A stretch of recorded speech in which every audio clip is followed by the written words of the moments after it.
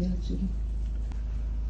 גיבור החיים, המלא עוז ותעצמות, עם החיוך הביישן והעיניים המהירות. מת, בירה לבנה, לראות בגנים ולבכות שושנים.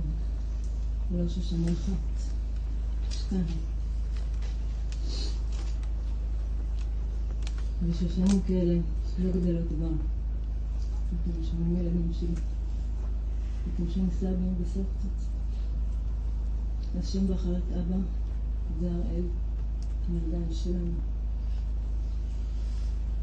הוא בחר גם לנו. כי הוא יודע שיש לנו את היכולת.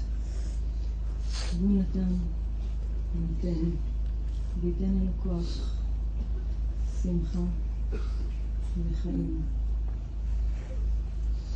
ילדים יקרים שלי, הסתכלתי עליכם בשלושת הימים האחרונים שקיבלנו בחסד גדול רק לנו. עם כל הכאב הגדול, הגעגוע והחוסר, הודיתי להשם על השפע הזה. אוהבת ומעריכה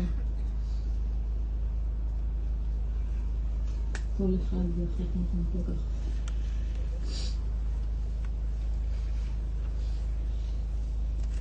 ריבונו של עולם, אין לי שבט.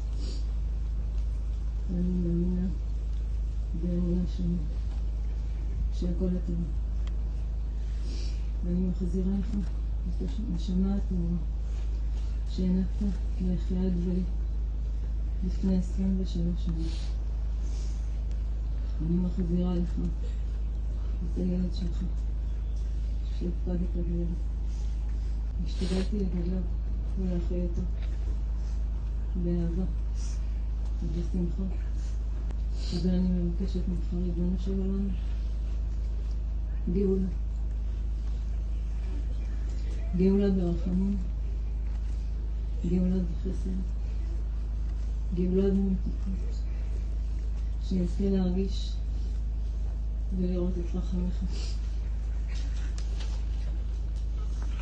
בתור אמא של אחד מגיבורי ישראל, אני רוצה להודות לממשלת ישראל, לחיילי צה"ל וכוחות הביטחון. להמשיכו לעשות חיים ולהושיע את ישראל במצב. ויהיה השם יברכם בכל פעולכם.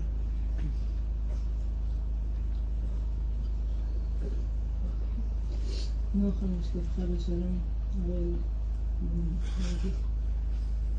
ותהיה נשמתך צורה וצור החיים. אדוני עוז ועמו ייתן. אבא, קח יד וזמן להגדיל פני בנך.